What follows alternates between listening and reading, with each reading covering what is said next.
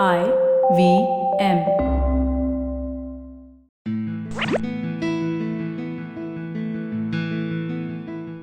That I must add, a lot of clients who come to us, you know, people I would say are pretty much in two buckets. One are people who are very slim and fit. They work out, they do yoga, meditation, or they are runners, marathoners, and they're following all the good stuff. And now they want to improve. So they're saying, hey, can you enhance my brain further? Because I've realized every achiever knows that the brain is the final frontier. Right. It's what's got them where they are. And how do they keep going up or just maintain themselves over a period of time? So that's one bucket of people. The second are who have some real issues or disorders, and maybe the lifestyle is also not too good. So they might be having insomnia or, depression, anxiety, addiction, or ADHD, so on and so forth.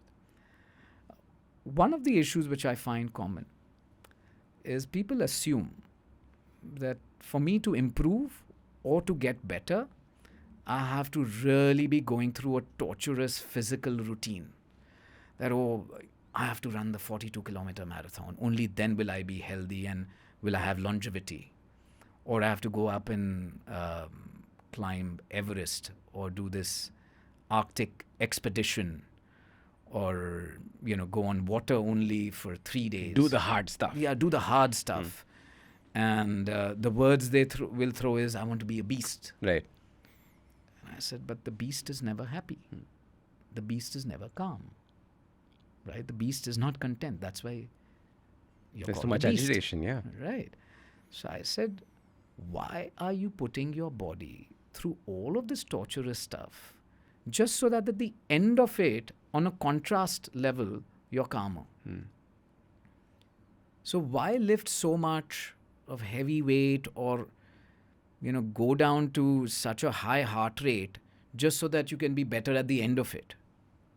There's no need. In thousands and thousands of human anatomy's history, we've not had to torture the body so much. Why? I just don't get it. There's no history there. Correct. And the evidence we have is just of a few years. Right. And I would say in a few years again, we will be countering this evidence saying that, why are people dying in their 30s and 40s when everything else is so well taken care of? They're doing a physical every 3 months. All the blood work is, managed, and they're living on the edge. And people say, I'm on the human edge. I'm biohacking. Like, what's going on? Then why are you dying? Why you have all these issues, right? What about the 90-year-olds or the 80-year-olds around us, our grandparents, etc., who don't do any of it and who are living in the same environment right now? In fact, the 60-year-old today, his lungs should be worse off with today's pollution. Correct. Right? Why is that not happening? Because they're doing certain things right, what I discussed earlier, and not torturing themselves. It's fascinating. When we think about the anthropologist, I remember reading this, an anthropologist went to live with the tribals, right? And he was telling the tribals, so what do you all do for exercise? And they didn't know what he was saying. Yeah. He's like, don't you all go for a run in the morning? And they were looking at him and saying, but what are you hunting? No. Oh, something's chasing you. No, nothing's chasing me, but you still go.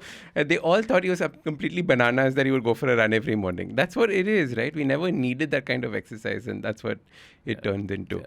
But exercise is good, but within limits Absolutely. of Not being extreme, intensity, right, and duration. Right? What does the mind on meditation look like?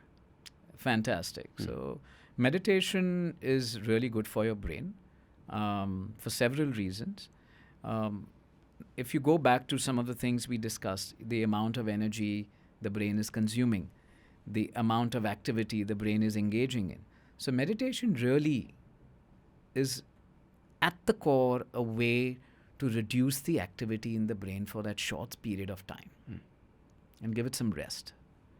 Give those neurons and billions of connections a little bit of rest. Take it easy, guys, right? Because even when you're sleeping, the brain is still active. Right. It's dreaming, your subconscious is throwing up thoughts which either are nightmares or pleasant dreams, etc. So you're not really resting from that perspective. When you're meditating, even if it's 5 or 10 minutes, you're giving it a lot of rest, right? And you're allowing your mind to connect with the body. So let me, make a distinction here. Your mind and brain are separate. Okay.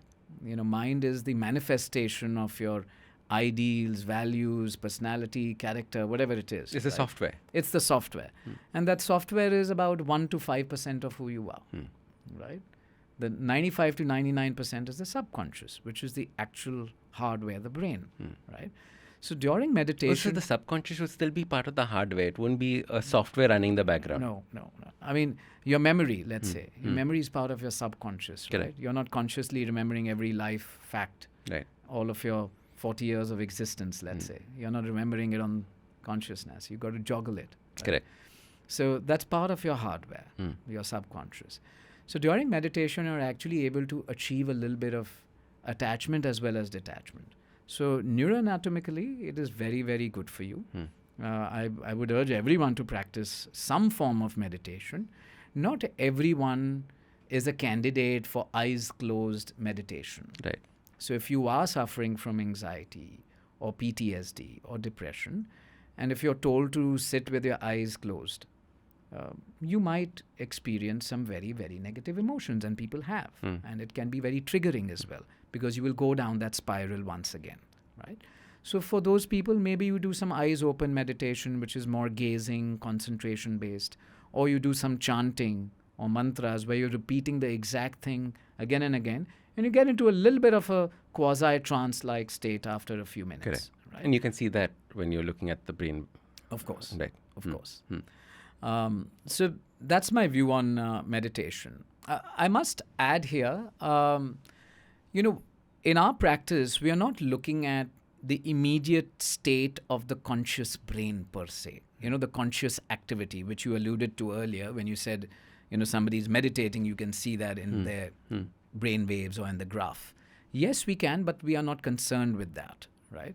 Because trying to change the brain means I want to go directly to the subconscious, right? We agree that all of our habits, our behavior patterns, our attitudes, our likes, dislikes are all part of your subconscious. And what is the subconscious? It's a bunch of networks, right? Unfortunately, today most people still assume that your brain functions on the basis of locations alone. So we'll say, this part of the brain is responsible for this function. This part for function X, for Y, Z. Correct.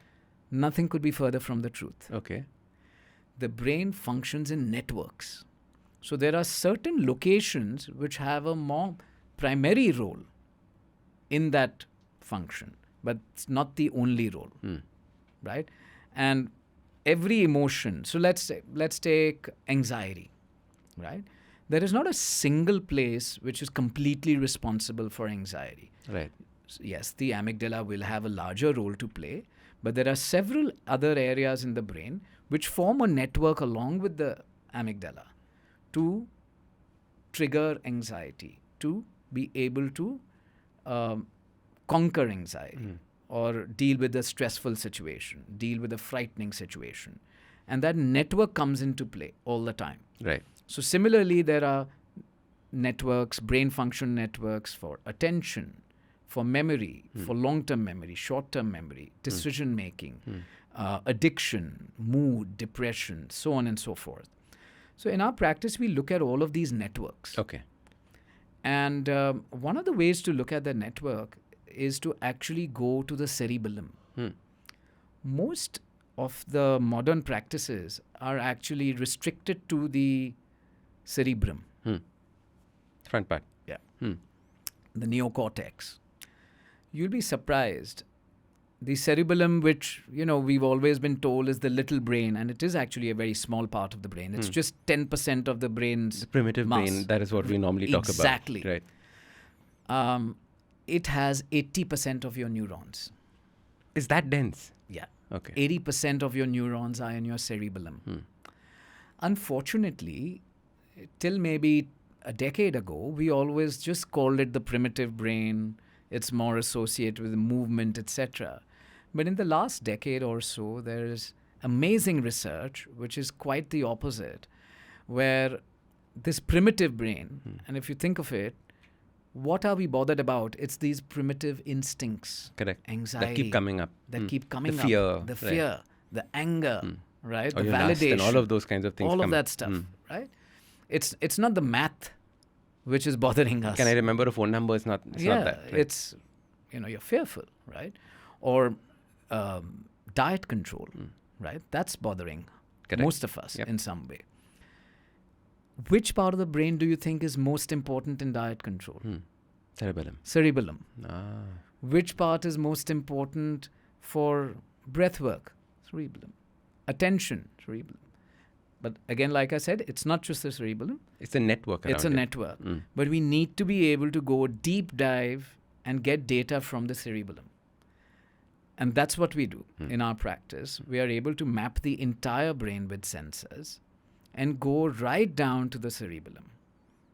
Kumar, where can people find you, interact with you, have these discussions, or take this, what they've learned from this podcast forward? So, as you said in the beginning, I run two organizations. One is Neuroleap. So my website's neuroleap.science.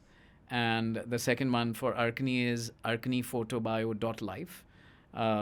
Please give us a shout. Happy to help you understand your brain better, or help you, power up your body with more cellular energy.